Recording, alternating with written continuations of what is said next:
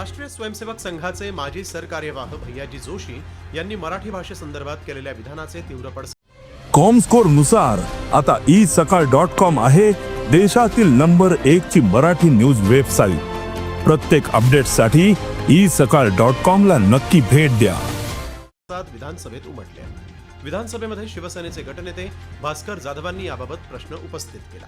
त्यावर बोलताना मुख्यमंत्री देवेंद्र फडणवीसांनी महाराष्ट्र आणि मुंबईची भाषा मराठीच असून प्रत्येकाला मराठी यायला हवं असं स्पष्टीकरण दिलंय। महाराष्ट्रामध्ये वेगवेगळ्या भाषांमध्ये अशा पद्धतीने मराठी भाषेचा अपमान करणं, मराठी भाषा महाराष्ट्रामध्ये सर्वांना आली नाही तरी चालेल अशा प्रकारचं विधान करणं, या संदर्भामध्ये आपली भूमिका काय आहे। मात्र त्यानंतर याच मुद्द्यावरून विधानसभेमध्ये आदित्य ठाकरे आणि नितेश राणेंमध्ये जोरदार खडाजंगी झाली।